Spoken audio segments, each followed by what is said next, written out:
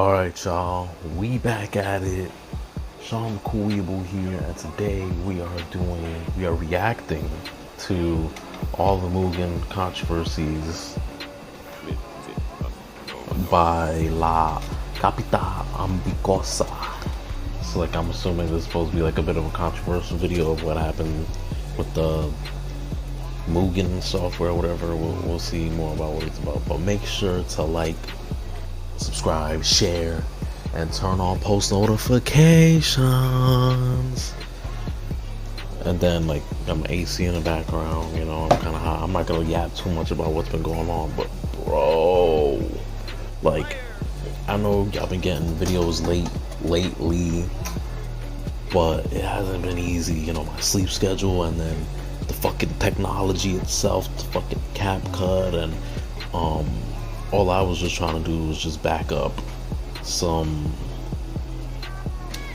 videos, have a little vault just in case if my channel gets deleted or a certain video gets deleted, you know, always have a backup plan. And you know, it did well on the hard drive, everything backed up on the hard drive, but then this other website that I use, Mega, just in case the hard drive fails on me. Gosh, man. But yeah, this technology stuff, I know I sound like a boomer right now, but shit, dude. But let's get into the video. Alright, let me be happy. Said my smile is ugly. Suck my... let's see what... I don't really know how to explain this. Many of us have come across a video like this at least once. Oh, okay, so the sound is... Characters with recolors it's English, like they okay. came straight from Pinterest recommendations. Special attacks with no sense or balance whatsoever. And most importantly, fights that you never dreamed you'd imagine. Well, within the community, okay, I just want to put on... these types of games are known as MUGEN. Oh, so, okay. MUGEN is a fighting game engine that lets you create your own fighting game, which can range from the top 11 for Steam, which so many of us have wanted, to another where Naruto faces Kokosune. Of course, in MUGEN you can do whatever you want, but with so much freedom in the hands of several people, it was inevitable that everything would get out of control. MUGEN is also well known for having a somewhat questionable reputation, from characters that claim to be original but were possibly tested, to inappropriate characters or characters that sometimes border on controversial, or others that exceed the limits of the game, which can infect your computer, introduce viruses, trojans, even spyware, where the only solution is to format it. This is the story of Mu, the most dangerous fighting game in history. The origin of MUGEN dates back to early 1999. I'll get the language for you, so it's with titles Spanish. Of the caliber of Soul Calibur or the first Marvel vs. Capcom. Despite entering the 3D era, the games were still going strong, especially in Japan, which was possibly the place where people loved these games the most. In the midst of this, a small group of developers who were very fond of 2D fighting games such as Street Fighter or the King of Fighters saga decided to come together to work on an idea with a somewhat particular approach. Instead of sitting down and discussing what their ideal fighting game would look like, what they were looking for was to create something closer to templates of scenarios, characters, or even interfaces so that it would be a solid enough base for anyone to take and create something completely new. From there, over time, the project would take shape, and several months later they would test their engine in a limited version for the MCO2 system, where we could see the basics: an interface, a character selection menu, and two monkeys, being the same character with different colors, called by them as Kung Fu Men, and a fairly simple scenario with a photo of a mountain in Japan in the background. It wasn't much, of course, but the important thing wasn't that, but the easy access you had to the game files, a specific... You know what I'm saying? There goes all the files and stuff, and the tech and stuff. It kind of makes sense, because I was just complaining about it before I even started this video. I mean, once again, I'm not going to be too... folder for the characters, scenarios, and everything you wanted to put in the game. Yeah, you and most of them could be edited quite easily, just by opening notepad-style programs. And most for the characters, scenarios, and everything you wanted to put in the game. So I actually follow a guy, Joker something, and he actually has a Mugen game that you can download. It looks just like that. He has like thousands of characters. I can't do that. Okay, I feel like for me personally, when it comes to fighting games, I feel like 30 would be like my max. Actually, nah. 45, like around 30 to 45 would be like my max. I want to say 50, but like I don't know, like 5 is like my favorite number. Like I always default, but yeah. But whatever this like over here, bro. Like I don't need to play as Chavo or whatever. I mean, cause that's only good since we was only.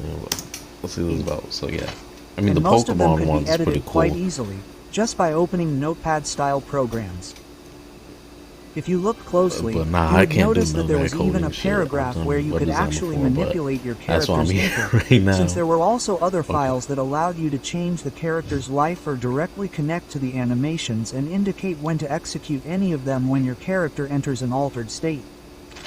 This might seem quite simple, but for the team it meant a huge advance. But they knew that keeping it only connected to the MSO2 system would greatly limit the potential that this engine could achieve. And when they saw that people were gradually migrating from MSO2 to the famous Windows 98, they decided to move their entire project there, publishing the Beta 1.0 of Musing directly on their official website elbyte.com for free in 2002. And if I put so much emphasis on this version of the engine, it's because this specific version was the one that would be responsible for popularizing this engine worldwide, because it was an easier version to modify than DMC02, and it was very common to come across this version in communities such as the Meninja Nightmare Archive, Sparkle, which is still active to this day, so random. and some other Spanish forums where users would share their character stages among themselves to test them on their Mugen and then leave a short opinion. As a result of this, wait, but that's actually a thing now. Street Fighter 6. Elbyte would publish a message on its website asking for donations to be able to continue with the project and finance a superior version of Mugen with improvements in every way and support for even more characters. It was rumored that the team did this due to legal problems with some closed source libraries that were used in the engine, or simply due to financial problems in trying to maintain a project that had become so large and for which of course they were fully entitled to receive something in return.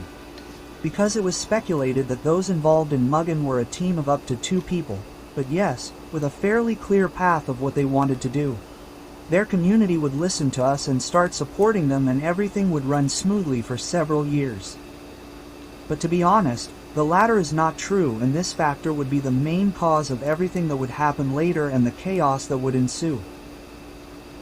A month after Elect BIP started receiving donations and launched an exclusive beta for donors, from one day to the next they would not update their page or communicate with their community again, and the team would practically disappear completely. All users demanded an explanation from both those who donated and the entire community that they were left without the final version of the engine, and that because of this the community would decide to take control of Mugen.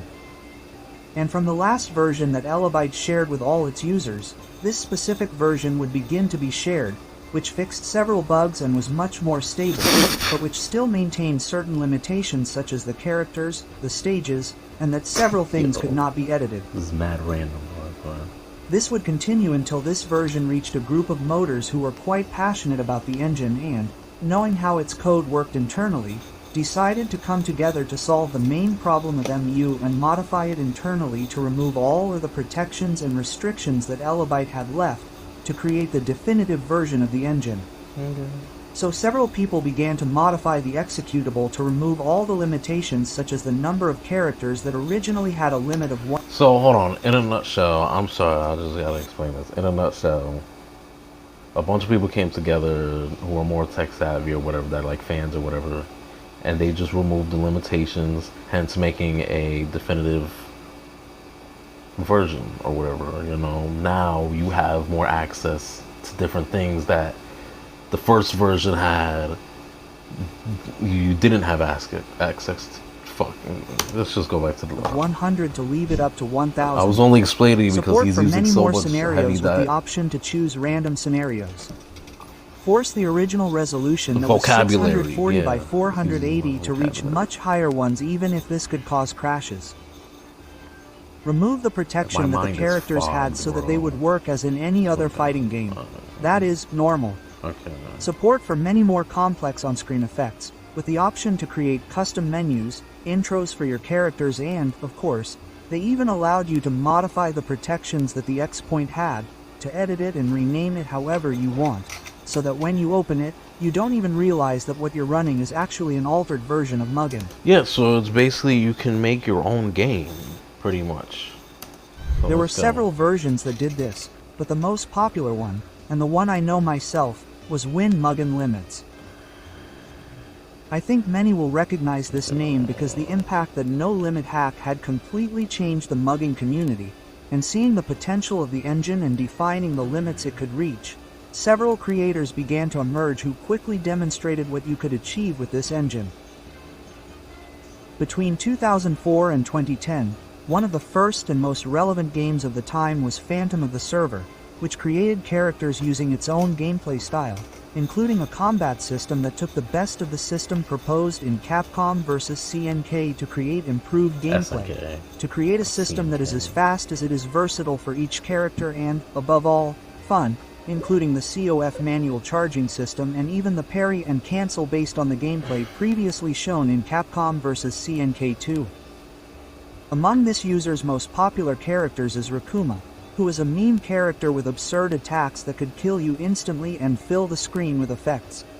Maison, which is a mix of Street Fighter Alpha and Capcom vs. NK2 Terry Bogard mechanics, based on his version of the aforementioned game, but which added details from the real Bout saga and its most emblematic character, Ryu, Capcom vs. NK2 version, including absolutely all of its super classics, which was quite well balanced and, above all, very well programmed, working perfectly as a base to create many more characters from it.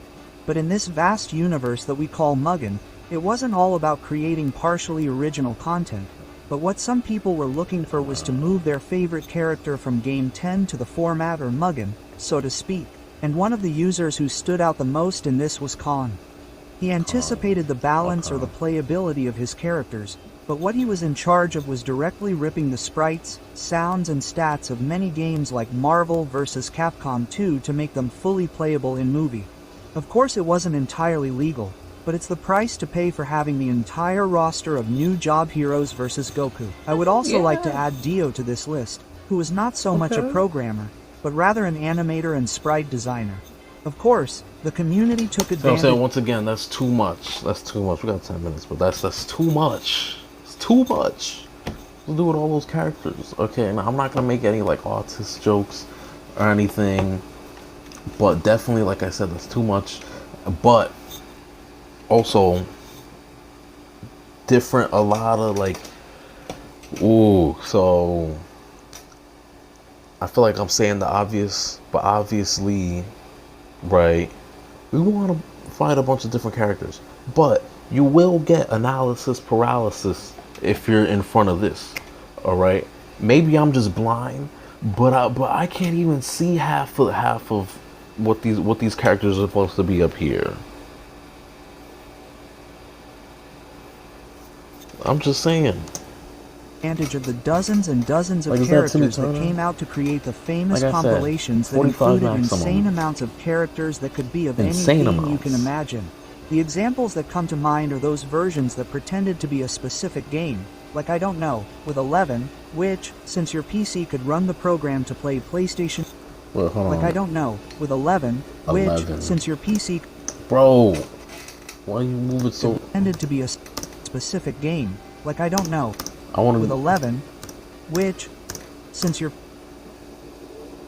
what, the King of Fighters 11? PC could run the program to play PlayStation 2 games, you would download and, when you extracted it, you would find a .x, and trusting that the compiler hadn't put anything strange into that executable, you would open it and, to your surprise, what you found was an altered version of Mugen. In some cases, less obvious, like in this game, which was practically all the same except for the elimination of the tag team system. But there were also other cases where they were already too fake, like Dragon Ball World Kenkaichi 4, a version that worked without the program that ended up in which, instead of being a traditional 3D fighting game, what you ended up seeing was a 2D game, because with the custom elements, the sprite ripping, and that you could absolutely do whatever you wanted with the engine and, above all, with all the games that had been and would be, well, it was only time for all this to become Trofeo. Around the year 2005, with the boom and popularity that No Limit Hack was achieving and the many creators who dedicated time and effort to create their characters, It was normal to come across compilations that brought together several of these characters, from these creators, because in the end that was the joke of MUGEN. The bad thing was taking them, modifying them without permission, changing the colors to make them pass as your own. Most creators were not against their characters being used for compilations. The main problem was modifying them, giving them senseless attacks to re-upload them and not even giving them the credit they deserved. Yeah, and considering that many of them did this as a hobby or because they wanted to share their work with the community, it made several decide to turn their backs on the engine, because the massive theft of their creations caused several to leave or decide to stop sharing all their content so openly, putting passwords or corrupted files on them on purpose, as a protection measure to prevent their theft so openly. Sites like MUGEN Archive or MUGEN Giles were criticized for hosting thousands of these re-uploaded characters, and other sites even created private sections where only a certain number of people could access these characters, even creating tools to hide and protect their code.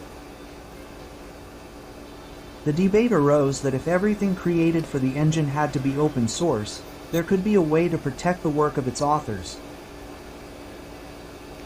Graphics theft wasn't the only problem that was going through moving technical limits or for the amount of characters or effects that can be reproduced on the screen, but characters had to arrive soon who would ignore all this and do whatever they wanted with the concept of a fighting game.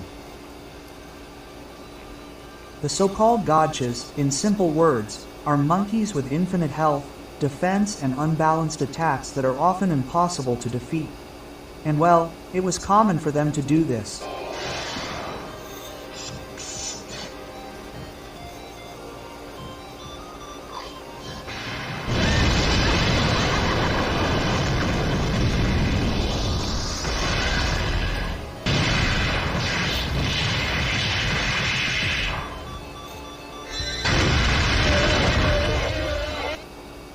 The first character of this style that is known as Godchart is Rakuma, who was originally based on Capcom's Shin Akuma from SNK2, but created specifically to be impossible to defeat.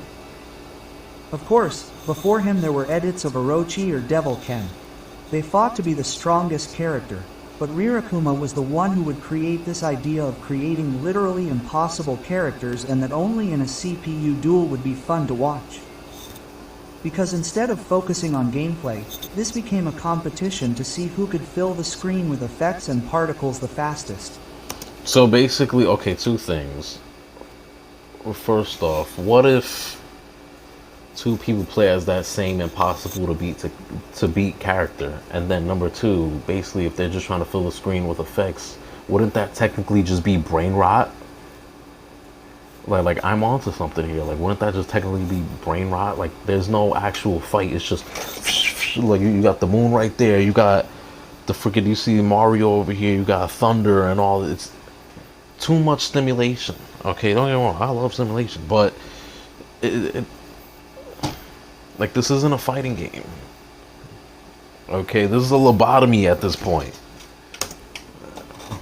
Even though this meant going against all the concepts of what it means in this genre, because it was normal to see characters who dodged everything, and like I saw a couple seconds, and it gradually minutes ago, it was like distorted the little idea books of and life, stuff. which turned a dream fighting game into something seen more as a spectacle to see who would win a fight between Omega Tom Hanks and Super Saiyan Goku. Like, what is that?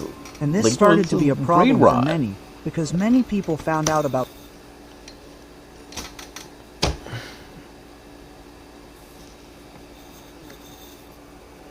I don't know if I could say that because I might get censored, but okay, the bacteria versus a hand sanitizer.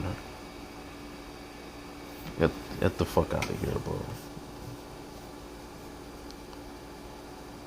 Like I said, bro, brain rot. Like, it became a spectacle. Okay, like I understand certain characters you might like the Ninja Turtles, you know, Rugrats or something. You know, I'm a big Nickelodeon fan. You know, I get that. But what is this? And then why do they have Tom Hanks and all this other, you know? About no, this is a controversy for fighting game where literally, absolutely anything that moved could be a character, creating the absurd idea that more effects, more health, and pointless attacks equaled a good character, leaving aside serious projects like Capcom Universe, earning the rejection of the fighting game community for turning the genre into more of a joke that had no reason to take it seriously. No, but Of real course, stuff. the criticism wasn't that Okay, any monkey could be a character, but that this one was that full was of bits, actually created. garbage, Roblox so many versus unfair Lego. things that it wasn't fun to play anymore. And if you thought this No, was the for real. craziest thing this community could do, get ready to see characters that were already a serious danger. Let me see. The race to create the balanced and invincible god Char of all women led to a war between users to see who could finish off the other Gars the fastest. This led to the creation of characters that abused every possible aspect of the engine, even if it meant messing with the game's code. It is not known exactly which was the first character that caused this. Some attribute it to the character Akuma, who could appear in compilations of hundreds of characters and when selected in it would freeze. All this happened because the .dfahe file was programmed in such a way that selecting it on the character screen would cause this in the program. The beginning could be taken as a joke, as something unimportant, but more characters quickly began to appear who did worse things than this. Characters like Goku, who literally crashed Mugen and slowed Mugen down until he froze. Bardo, an edit that altered the character's values so that the fight would freeze as soon as the first frame started, because the program couldn't handle such stupid values. Evil Ronald McDonald activated a specific command that left the screen completely black because it broke and generated constant errors in the code, and even others could saturate the screen with so many defects which made it difficult to process for mugging. Yes, man. And after a few seconds the screen would turn blank and crash in the same way. Surprised And I if this haven't could caught a already seizure raise yet, anyone's man. alarms, This is the crazy. strange thing was when you came across characters that weighed more than the recommended weight, weighing 20 100, megabytes. 300 or even a gigabyte for a character that was visible. Yes, and apart from that, they included .bat.bds files, BDS or, in very rare cases, Accesso and a patcher launcher or patch installer and when running them, it could delete folders from your desktop. You would literally open a troll or, simply put, they would mess with the System32 folder on your computer, causing abnormal system performance, constant blue screens, where the only solution you had was to reinstall Windows. Some versions that are known to have these files are Chug Norris, Nargara. So basically, like viruses and stuff is what I'm at this point. That should just be considered a cyber attack. You know what I'm saying? Like, this isn't even fun anymore. Like, okay, I did laugh at the evil Ronald McDonald, but some of y'all people, like, look, I'm not one to judge, but some of y'all people who did that shit, if you watch it or not, fuck you. Okay, why? Okay, why couldn't you just have fun? You know, a little SpongeBob. You know what I'm saying? Like I said, Rugrats or something. Or even made, yeah, you know, some over-sexualized stuff. Yeah, but no, you just had to jam the thing and ruin the code. Garachi or some edits by Omega Rugal, containing several of these files that began to be shared quickly by the different communities that alerted users of these supposed chars, and the consequences for everyone was the loss of user trust. The growth of more closed communities where no one could publish anything strange. And most importantly, the permanent damage to Mugen's image prevented the engine from reaching its full potential and being taken into account as an engine for serious F games or indie projects, because of this reputation that, well, would only lead to its current sad state. Mugen, of course, is currently no longer the titan or shadow that it once was. It is no longer considered the tool for making dream fights par excellence for many users. The official abandonment of Elate in 2015, after its return in 2009, ended with its final version, which was 1.1, which, although it fixed one or two bugs or crashes, suddenly, the incompatibility and limitations that prevent people from doing many more elaborate things in this engine are no longer fixable. Because although the original idea was to create your fighting game from scratch with your own characters, stage and balance, the engine is so vulnerable that today many of that can be broken. In addition, there are even better alternatives with multiplayer and much more rigid balancing, which is very necessary in these times. but I always like to remember Mugen as the perfect tool to create fights that you never thought you would ever see. Because despite the many edits, the poorly made characters, and even those who did this, deep down there were really talented people who did this out of passion and to see people's reaction. At the end of the day, with such a well-made character, among so much garbage content, it was like finding gold. And despite all the controversies, the abandonments of Bike and the rejection by the community, the people, and I, will always remember Mugen for being the only game where you could see Chavo del Ocho face the Orochi of 97. Anyway, tell me, what do you think of BU? What is the strangest fight you have ever seen in this game? Leave me your opinion in the comments, which as I always say, is the best part of these videos. And thank you very much for the support you always give to the channel. We are already 5,000 and we hope to reach many more. Don't forget to like and subscribe to this beautiful channel. I was the ambitious layer waiting to see someone turn my avatar into a playable character in Mugen or make me understand the history of Blast. Thank you very much to everyone for your attention and see you next time. Alright, y'all, and this is where our video would end. It's gonna end. Man, this shit low-key pissed me off. Even though I'm assuming people still use it today, since I've done seen, you know, I be on TikTok live and stuff. So like I've done seen people make stuff, you know, once again like a bunch of characters and stuff, but not as crazy as what, like a terabyte in one character sprite or whatever. That pissed me off, bro. Like I might not be good with the tech stuff all the time, but this is just plain wrong, bro. And then some people just like, it's just rage bait. It's not rage bait, okay? Your parents don't love you. But alright, thanks for watching. Make sure you like, subscribe, share, watch another video, turn on post notifications, and I'm out.